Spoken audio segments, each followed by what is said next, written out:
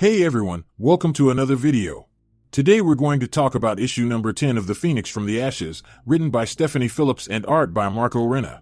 But before we dive into the story, I want to ask you a favor. If you enjoyed this video, please leave a like and a comment to help the channel grow.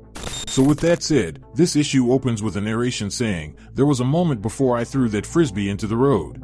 A moment all I felt was weightless, free of responsibilities or expectations. The kind of freedom that only comes with the innocence of childhood. And then there was the moment after I threw the frisbee. A moment when I didn't just watch my best friend die. I experienced it in my mind. In just a few seconds, my childhood ended.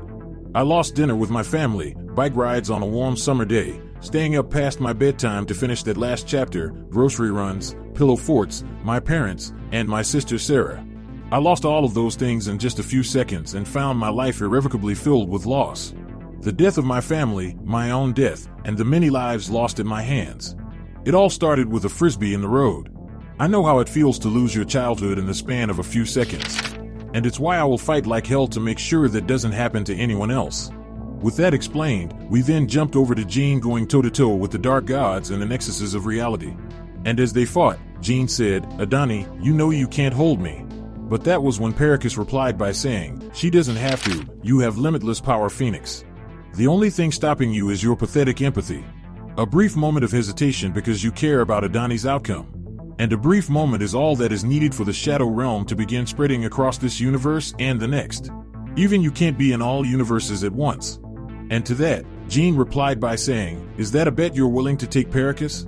Now this prompted Pericus to say, "I can pinpoint the exact moment you failed Adani. The moment you chose to help Nova save a prison inside of a black hole instead of stopping my escape pod. In that moment you chose this outcome. A child addicted to power, begging for it from whatever source she can find. The god quarry, the Shadow Realm, even your own flames. But it will never be enough to satisfy her hunger." Now in Jean's defense, she said, "I made a decision to help the greatest number of people I could. The decision to kill Adani's father, to bring her to the god quarry. You made those choices." So with that statement going down, one of the dark gods tried to ambush Jean, just to be cooked by her flames. Because see, the dark gods believe they already won, but this fight has only just begun. So with all hell breaking loose, Jean continued to narrate saying, "I know exactly what they're doing. First Takets, now Kel and Slototh. They want to slow me down, while Adani, imbued with the Phoenix Force, acts as their vessel, distributing pieces of the Shadow Realm to every part of this universe and others. But I can play that game too." And just like that, Jean hit the Black Dew with an attack and said, "I wonder what universes you will end up in." And then she turned to Kel and said, "Your illusions would be impressive if I wasn't psychic." So with three gods down, Pericus went on to say, "It's time to take our place, Mother. The Shadow Realm will continue to spread like a plague." So with things getting intense, Magistan replied to Pericus and said, "And it will need its rulers," and then proceeded to tell Adva to take them home. So as Adva started to carry out her task, Jean went on to narrate saying, "One moment can cause a massive ripple throughout the entire universe. There is the moment before I threw the frisbee, and the moment after I threw the frisbee. Two moments separated by only seconds that reflect two different versions of my world. There is the moment before I chose to save a prison over stopping Pericus and the moment after. And there is this moment, the moment Pericus expects me to choose Adani over stopping him again. And he's right.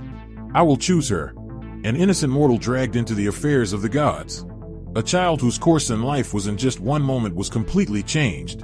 But, so like a god, Pericus is filled with hubris. He sees my empathy as weakness, but he so quickly forgets I have never been afraid to burn." With that said, Jean delivered a surge of energy directly into Adani as the effects rip across reality, as the narration continues to say, "In just one moment, everything can change. Now with fear or destruction, but with light and life." This isn't about gods to their games, but the kind of hope that they could never begin to understand. And a kind of power that is not used to rule, but to fight for every world and every soul on every planet and every multiverse. All to prove that sometimes all it takes is a spark. So with Jean power spreading, Pericus looked on in anger and said, "No, she couldn't," as the narrator went on to say, "Oh, but I could. Not just as the Phoenix, but as Jean Grey. A woman who has found her purpose." Now, following that display of power, Jean lowered herself to the ground and stood mere feet away from Adani and said, "It only takes a moment to change it all, Adani, just one choice. A choice that only you can make. The shadows will forever live in your soul unless you choose to let go of the darkness." At first, this choice sent fear down Adani's spine, because with terror in her heart, Adani asked, then I would be a girl and nothing more. A girl who couldn't protect her father. A girl in a world of gods and monsters who can do whatever they want. But that was when Jean corrected her and said, a girl in a world full of possibilities. It is not your responsibility to understand the whims of immortal beings.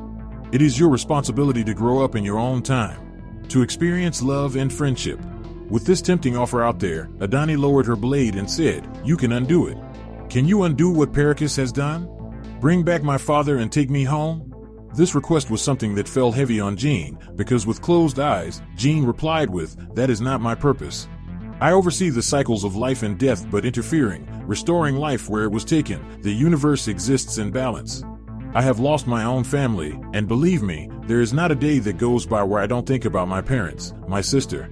I miss them, I love them, and I honor their memories by maintaining the universe to the best of my abilities. That is the way of the light. So with a smile on Adani's face, she erupted in light and said, I choose light, and in a blink of an eye, Adani returned to her original form. So with tears running down her face, Jean picked her up and brought her to a place where she could be safe. With Adani now in a safe place, Rocket asked, is she fixed? All the bad shadows and god powers are just gone? And to that, Jean said, yes Rocket, she let go of all the power she was holding on to, and I absorbed it.